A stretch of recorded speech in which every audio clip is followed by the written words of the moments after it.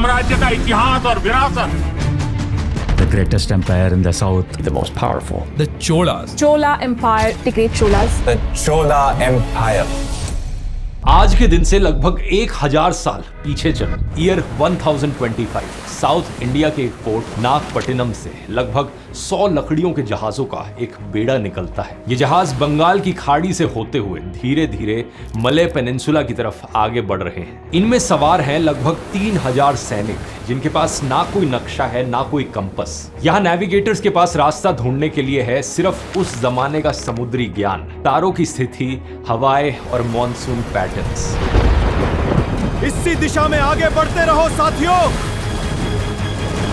सवार कर रहे इन सभी लोगों की मंजिल सिर्फ एक है, 2000 किलोमीटर से भी ज्यादा दूर श्री विजय नाम के समुद्री साम्राज्य का शहर कदारम। यह आज के दिन के मलेशिया के केदा स्टेट का रीजन है। इस मिशन में गलती की गुंजाइश बहुत कम है। एक गड़बड़ होते ही पूरा मिशन ताश के पत्तों की तरह ढह सकता है। अपनी आंखें खुली रखना, दुश्मन के जहाज हमें देख ना पाए। सबसे पहली बात, ये पूरा हमला सरप्राइज पर टिका है। अगर कदारम को एक दिन पहले भी खबर लग गई तो वो शहर बंद करके सीज की तैयारी कर लेंगे और ये 3000 सैनिक समुद्र के बीच ही फंस जाएंगे। दूसरी चीज, अगर कुछ भी गलत हुआ तो कोई मदद के लिए नहीं आएगा।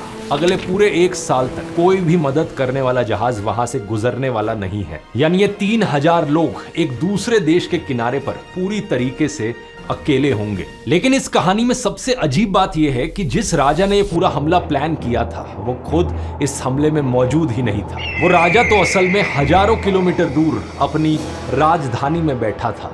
मैं बात कर रहा हूं दोस्तों फेमस राजेंद्र चोल की, ऑल्सो नोन एज राजेंद्र चोला।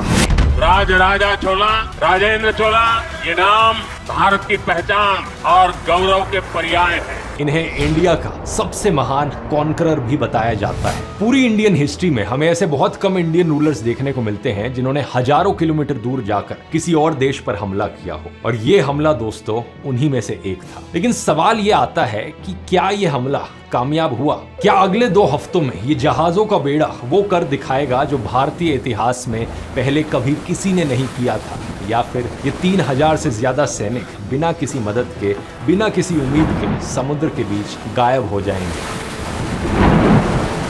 आज के वीडियो में जानते हैं दोस्तों चोल साम्राज्य की कहानी। ये कहानी शुरू तमिलनाडु से होती है, लेकिन असल में ये पूरे इंडिया की सबसे एम्बिशियस मिलिट्री कहानियों में से एक है। नमस्कार दोस्तों, इस कहानी को समझने के लिए हमें अपनी टाइमलाइन में करीब 10 साल पीछे जाना होगा।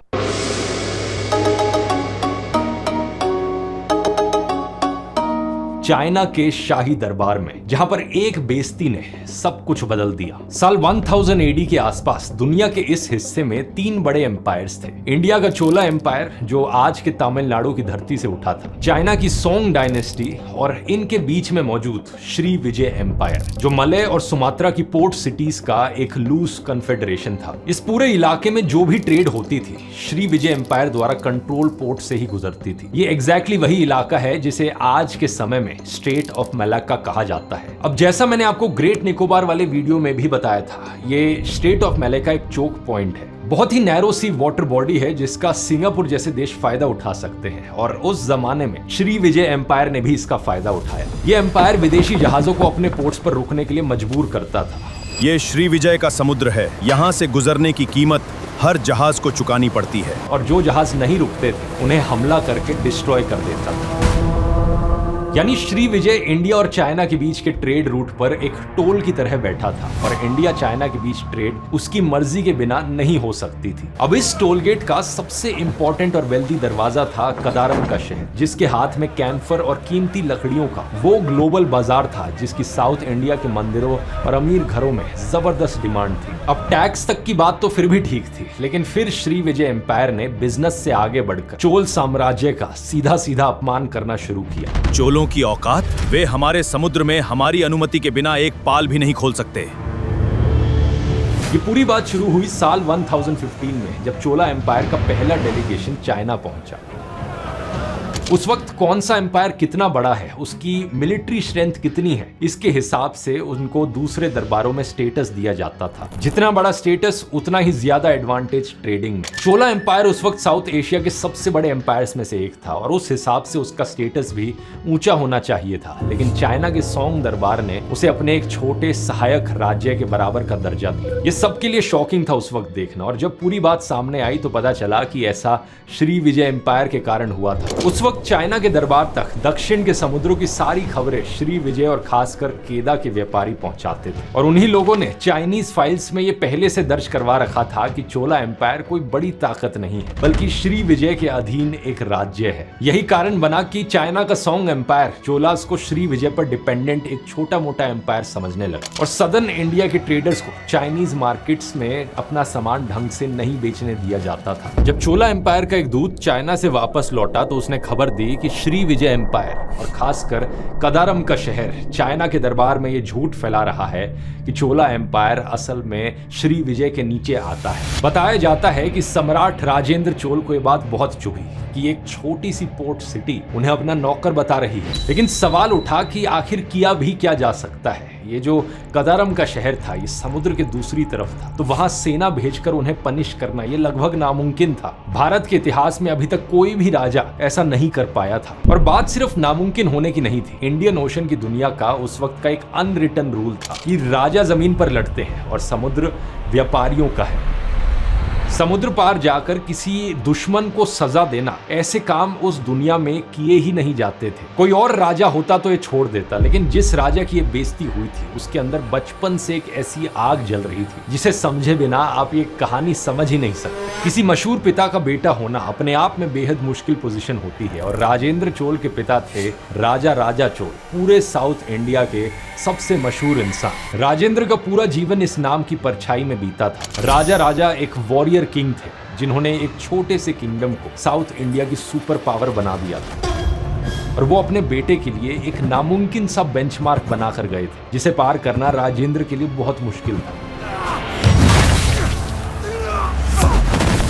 और ये इम्पॉसिबल बेंचमार्क और भी ऊंचा हो गया जब राजेंद्र को पहली बार जंग पर भेजा गया। इस जंग में राजेंद्र को अपने बारे में एक चीज पता चली कि उन्हें ये जंग का थ्रिल पसंद नहीं था। जो चीज पिता को जिंदा रखती थी वो चीज बेटे को पसंद ही नहीं थी। सालों पहले राजा को डेक्कन के चालुक्य राजाओं से हार मिली थी, जिसके बाद राजा ने कसम खाई थी कि जब तक वो चालुक्य की राजधानी मान्यखेट को जला नहीं देते वो शिकार पर नहीं जाएंगे। साल 1007 में राजेंद्र अपनी सेना लेकर चालुक्य इलाके में गहराई तक घुसे, लेकिन उनकी मुहिम मान्यखेट पहुंचने से पहले ही रोक दी गई और उन्हें खाली हाथ वापस लौटना पड़ा। साल 1012 में बूढ़े होते राजा ने राजेंद्र को वापस बुलाकर को रूलर बना दिया, और 1014 में राजा की मौत के बाद चोल साम्राज्य की बागडोर पूरी तरह से राजेंद्र चोल के हाथों में आ गई। और फिर इसी बेटे ने, जिसे लोग कमजोर समझते थे, जिसे लोग सिर्फ पिता की परछाई के नीचे देखते थे, इसने वो काम कर दिखाया जो उसके लेजेंडरी पिता भी नहीं कर पाए थे। साल 1017 में राजेंद्र चोल की सेना वापस मान्यखेट लौटती है, लेकिन इस बार राजेंद्र खुद नहीं जाते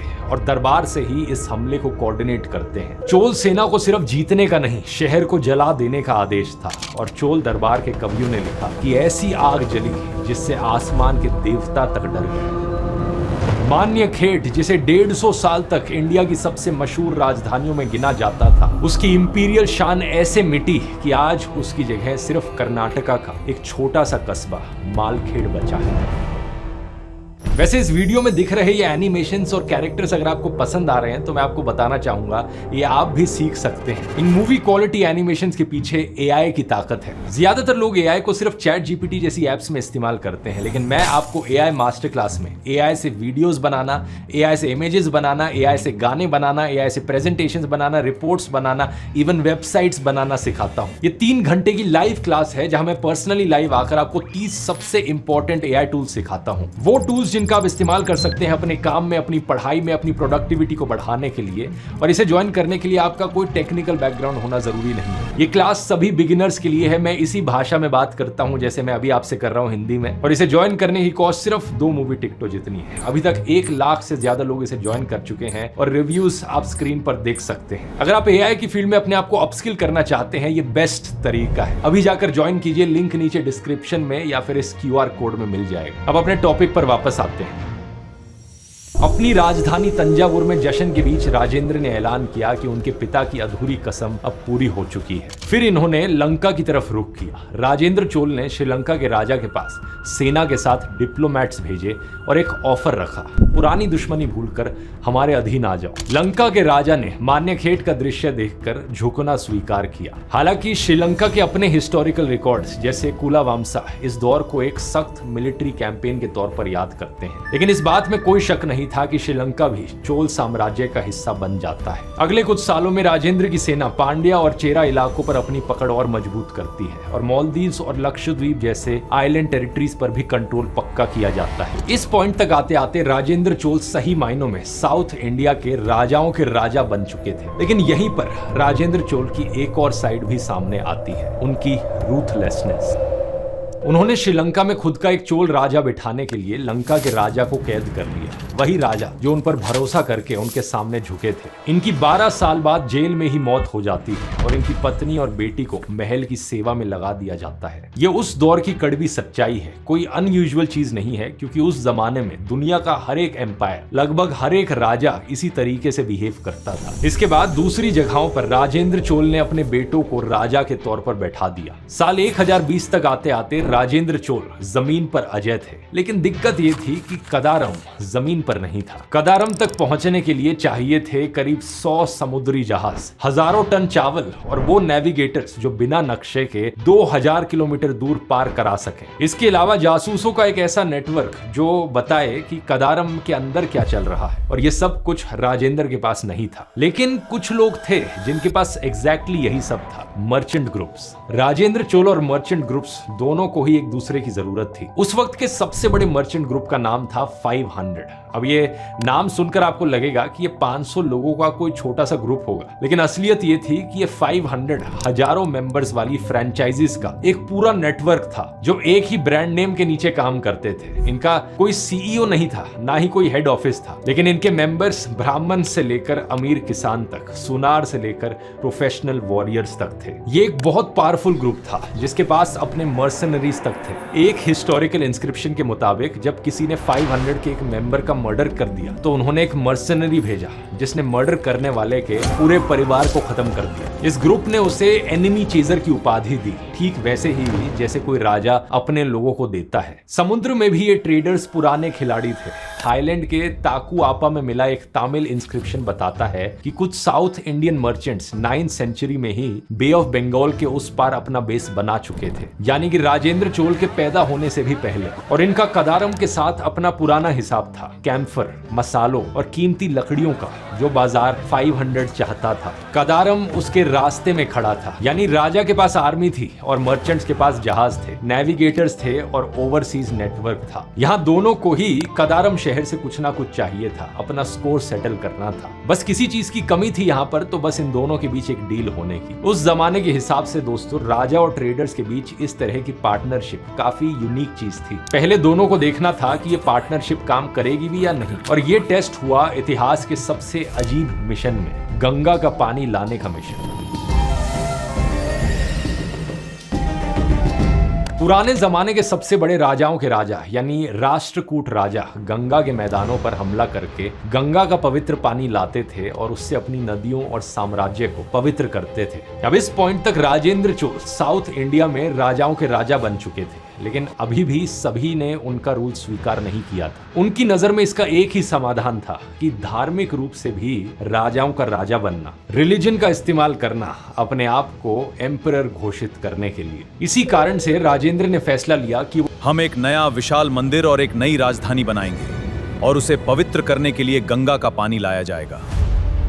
ये किसी पागलपन से कम नहीं था, क्योंकि इसका मतलब था कि कई सारे राजाओं से लड़ते लड़ते 2000 किलोमीटर दूर बंगाल में जाना सिर्फ गंगा का पानी लेने के लिए। डीप साउथ के किसी भी राजा ने पहले ऐसा कभी कुछ नहीं किया था। साल 1022 चोलास की विशाल सेना निकलती है, जो शायद उस वक्त साउथ एशिया की सबसे बड़ी सेनाओं में से एक थी। ये सेना बंगाल की तरफ आगे बढ़ती गई, एक के बाद एक जो राजा उसके सामने आया उसे हराती गई, और आखिर में बंगाल तक पहुंच गई, जहां के पाल राजा को हराकर सैनिकों ने उसके हाथियों और खजाने पर कब्जा कर लिया। इस पूरी कैंपेन का धार्मिक मकसद अपनी जगह पूरी तरह से असली था, लेकिन इसके अंदर ही अंदर एक और हिडन चीज भी टेस्ट करी जा रही थी। हजारों सैनिकों की इस सेना को हर दिन सैकड़ों टन खाना चाहिए था, तो स्ट्रैटेजी बनाई गई कि आर्मी समुद्र के किनारे किनारे चलेगी और समुद्र में 500 जैसे मर्चेंट ग्रुप्स के जहाजों के बेड़े होंगे। इन जहाजों पर खाना और सप्लाईज होंगी जो ये आर्मी तक पहुंचाते रहेंगे। चोल सेना की जीत के बाद बंगाल से मिट्टी के घड़ों में गंगा का पानी भरकर साउथ इंडिया लाया गया, जहां गोदावरी नदी के किनारे हाथियों और झंडों की कतारों के बीच राजेंद्र चोल खड़े थे। युद्ध में हारे हुए बंदी राजाओं के हाथों से गंगा का पवित्र पानी राजेंद्र चोल के हाथों में डाला गया। इसके बाद कावेरी डेल्टा के उत्तर में एक कैनाल काटकर गंगा का पवित्र पानी इसमें डाल दिया गया, और यहाँ बसा दोस्तों एक नया शहर, गंगईकोंड चोलपुरम। इसकी ट्रांसलेशन है उस चोल का शहर जिसने गंगा को जीता। इस जीत के साथ साथ अब वो रिहर्सल टेस्ट भी सक्सेसफुल हो चुका था। 500 के पास अब वो एक्सपीरियंस था जो दुनिया के किसी और मर्चेंट ग्रुप के पास नहीं था। दर्जनों आर्मी रेजिमेंट्स को महीनों तक सप्लाई करने का एक्सपीरियंस। अब चोल की सेना कदारम को सबक सिखाने के लिए तैयार थी।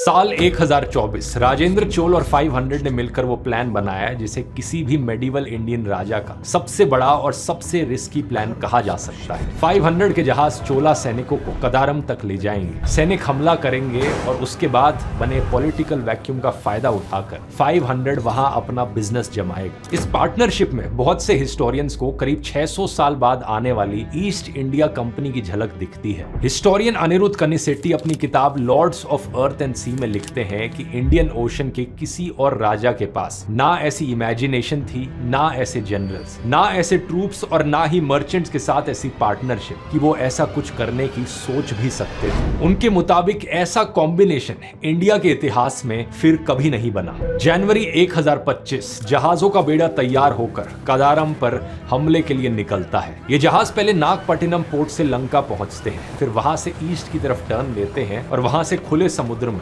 12 से 15 दिन सफर करके मले पेनिनसुला पहुंचते हैं। अगर इन जहाजों में से एक भी रास्ता भटक जाता तो हमले का सरप्राइज एलिमेंट खत्म हो जाता, लेकिन एक भी जहाज रास्ता नहीं भटका। बिना नक्शे और कंपस के ये सिर्फ एक ही चीज से मुमकिन था, तमिल नेविगेटर्स का पीढ़ियों से जमा हुआ समुद्री ज्ञान, तारे, हवाएं और मॉनसून पैटर्न्स। ये ज्ञान किताबों में नहीं था, इंसानों की मेमोरी में रहता था, और आज उसका कोई लिखित रिकॉर्ड नहीं बचा है। 2 हफ्ते से ज्यादा तक ये जहाज समुद्र की लहरों से लड़ते हुए आगे बढ़ते रहे, और फिर एक दिन इन्हें दूर से एक पहाड़ दिखाई दिया, माउंट जेराई। वही पहाड़ जिसके नीचे कदारम शहर बसा हुआ था। शहर के दरवाजे जवाहरात से जगमगा रहे थे। जहाजों के यहाँ पहुंचते ही छोटी छोटी नावें पानी में उतारी गई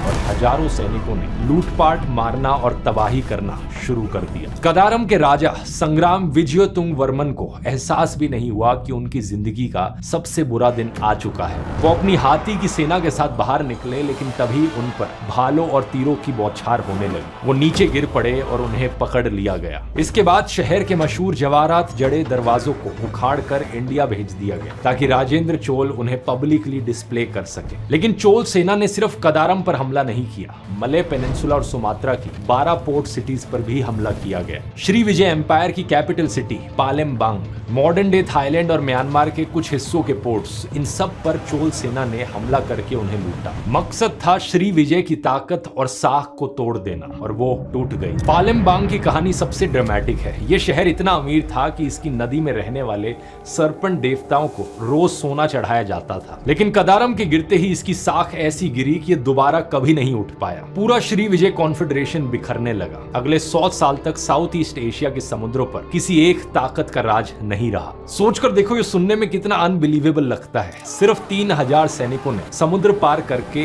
1 दर्जन से ज्यादा शहर जीत लिए। और हमेशा की तरह इस हमले को प्लान करने वाले राजेंद्र चोल हजारों किलोमीटर दूर अपने महल में बैठे रहे और फिर अपना काम खत्म करके ये जहाज लूट का सामान लेकर वापस लौट आए। इनका मिशन सिर्फ कामयाब ही नहीं हुआ, ये परफेक्टली प्लान के अनुसार चला। अब राजेंद्र चोल के कदारम पर हमले की एक दूसरी वजह भी दी जाती है। Historian G.W. स्पेंसर कहते हैं ये ट्रेड वॉर नहीं थी, ये पॉलिटिक्स ऑफ प्लंडर थी, यानी लूट की राजनीति जो चोला साउथ इंडिया और श्रीलंका में बहुत समय पहले से कर रहे थे। हिस्टोरियन अनिरुद्ध कनिसेट्टी इसके पीछे राजेंद्र का दूसरा इंटेंट भी बताते हैं। उनके मुताबिक राजेंद्र साउथ इंडिया के सबसे शक्तिशाली रूलर थे, लेकिन उन्हें पता था कि वो अपने पड़ोसियों चालुक्यास, पांड्यास और चेरास को कभी भी पूरी तरह से ओवर पावर नहीं कर सकते थे। ऐसे में कदारम पर हमला और गंगा का पानी लाने जैसे अभियानों की उनके लिए एक सिंबॉलिक वैल्यू थी। उनका मानना था कि ये मिशन मिलिट्री और सिंबॉलिकली बिना किसी विवाद के उन्हें किंग ऑफ किंग्स के तौर पर स्थापित करेंगे। इसके बाद ही था कि राजेंद्र चोल को तमिलनाडु में एक लेजिटिमेट एम्परर के तौर पर देखा जाने लगा। अब सवाल आता है कि इस राजाओं के राजा का शासन असल में था कैसा? इसका जवाब वो नहीं है दोस्तों जो आप एक्सपेक्ट कर रहे होंगे, क्योंकि असल में चोला गांव बहुत हद तक ऑटोनोमस थे। इस किंगडम के गांव ज्यादातर काम अपना खुद से मैनेज करते थे और उन्हें राजा के दखल की जरूरत ही नहीं थी। गांव में इलेक्टेड काउंसिल्स होती थी जिन्हें कूड़ा वोलई यानी बैलेट पॉट सिस्टम से चुना जाता था। इस सिस्टम में ताड़ के पत्तों पर कैंडिडेट्स के नाम लिखकर एक घड़े में डाल दिए जाते थे और फिर एक बच्चा सबके सामने घड़े से एक पत्ता निकालता था और इस पर जिसका भी नाम होता वो काउंसिल का मेंबर बन जाता। इसके मायने समझ रहे हो दोस्तों? आज से 1000 साल पहले चोला गांव में बैलेट से इलेक्शंस हो रही हैं। इसे क्रूड डेमोक्रेसी कहा जा सकता है। यह डेमोक्रेसी का एक अर्ली फॉर्म यूरोप के ज्यादातर हिस्सों से सदियों पहले देखा गया और इसी के जरिए ये गांव अपने आप चलते थे और राजा अपने कामों में डूबा रह सकता था। इसके अलावा चोलाज ने एक तरह की टेंपल इकोनॉमी भी शुरू करी, जैसे राजा का बनाया हुआ थांजावुर का मंदिर। ये एक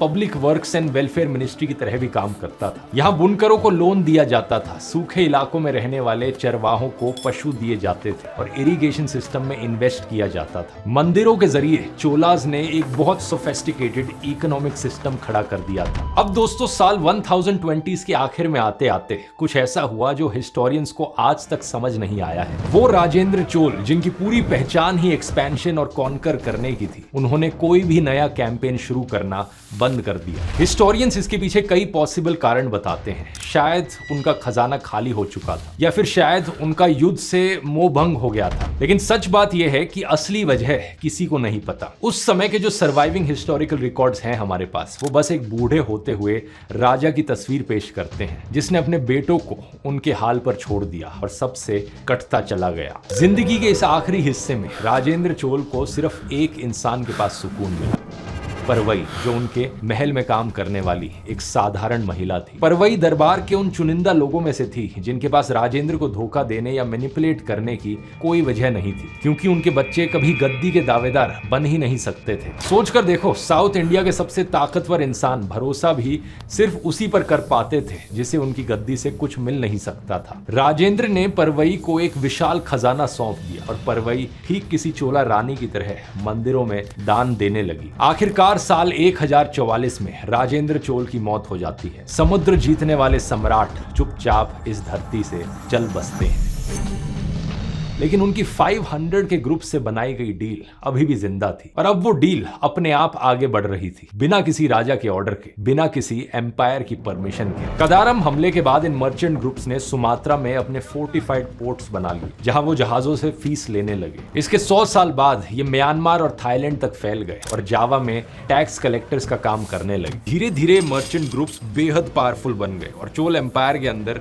एक अमीर रूलिंग क्लास बन गए। अब यकीन नहीं करोगे दोस्तों कि यही मर्चेंट ग्रुप्स अंत में चोला एम्पायर के पतन का कारण बने। हिस्टोरियन अनिरुद्ध कनिसेट्टी लिखते हैं कि चोल एम्पायर को किसी बाहरी दुश्मन ने नहीं मारा, बल्कि अमीर होती इस रूलिंग क्लास ने धीरे धीरे टैक्स देना बंद कर दिया था और चोला एम्पायर को कंगाल करके उसके अंत की नींव इसी ने रखी। इन मर्चेंट ग्रुप्स को जब दूसरे राजाओं में ज्यादा फायदा दिखा तो इन्होंने चोल राजाओं को अपने हाल पर छोड़कर दूसरे राजाओं के साथ हाथ मिला लिया। धीरे धीरे चोला एम्पायर का पतन होता रहा और 1070s में राजेंद्र चोल की सीधी मेल लाइन खत्म हो गई और एम्पायर धीरे धीरे सिकुड़ता चला गया। साल 1246 AD चोल नाम इस्तेमाल करने वाला आखिरी राजा गद्दी पर बैठा और इनका नाम भी राजेंद्र था, राजेंद्र द थर्ड। कई सालों तक इस अकेले आदमी ने बिखरते एम्पायर को अपने दम पर रोके रखा, लेकिन आखिर में पांड्या सेना ने राजधानी गंगईकोंड चोलपुरम पर हमला करके महल को खत्म कर दिया। इस इलाके के मंदिरों ने भी अपने डॉक्यूमेंट्स पर पांड्या राजाओं के साल लिखने शुरू कर दिए, जैसे कि चोला तो कभी था ही नहीं। यही कारण है कि आज के दिन किसी को नहीं पता कि आखिरी चोल राजा राजेंद्र की मौत कब और कैसे हुई। सन 1025 की उस लड़ाई का असली विजेता राजेंद्र चोल नहीं था, ना ही उनका एम्पायर। असली विजेता तो एक कॉरपोरेशन था। राजा का वंश खत्म हो गया, एम्पायर मिट गया, लेकिन जिस बिजनेस को उस हमले ने समुद्र पार पहुंचाया वो सदियों तक चलता रहा। आज सैकड़ों साल बाद भी मलय लेजेंड्स में राजा चुलान की कहानियां हैं, जिसे हिस्टोरियंस राजेंद्र चोल से जोड़ते हैं। इन कहानियों के मुताबिक ये राजा चुलान समुद्र के नीचे से उड़ने वाले घोड़े पर सवार होकर आया था। हिस्टोरिकल रिकॉर्ड साल 1279 AD पर आकर अचानक से गायब हो जाते हैं, एकदम से इसके बाद खत्म से हो जाते हैं। तो इसीलिए आज के दिन इस साल को ऑफिशियल एंड डेट कंसिडर किया जाता है चोला एम्पायर की। लेकिन जानते हो क्या, 500 जैसे मर्चेंट कॉर्पोरेशंस करीब 1000 साल तक चले, यानी ईस्ट इंडिया कंपनी से भी ज्यादा लंबे। ईस्ट इंडिया कंपनी के आने से करीब 600 साल पहले इंडिया ये एक्सपेरिमेंट करके देख चुका था कि जब स्टेट और कॉर्पोरेशन मिलकर जंग करते हैं तो आखिरी हंसी हमेशा कॉर्पोरेशन की होती है। यही चीज दोस्तों आगे जाकर कारण बनती है ईस्ट इंडिया कंपनी के सक्सेस के पीछे। नहीं तो ये सोचने में भी अनइमेजिनेबल लगता है कि एक कंपनी ने आखिर पूरे देश पर कैसे कब्जा कर लिया। इतनी ही खौफनाक होती है एक ताकतवर कॉर्पोरेशन की पावर। अब अगर ये आप जानना चाहते हो तो इस पर मैंने पूरा डिटेल्ड वीडियो बनाया है, कैसे ईस्ट इंडिया कंपनी ने राजाओं को एक दूसरे के साथ लड़वाया और इंडिया पर कब्जा किया। यहाँ क्लिक करके जान सकते हो और यहाँ क्लिक करके AI मास्टर क्लास को ज्वाइन करना मत भूलना। ये सारे एनिमेशन जो आपने इस वीडियो में देखे उन्हें आप भी करना सीख सकते हो। बहुत बहुत धन्यवाद।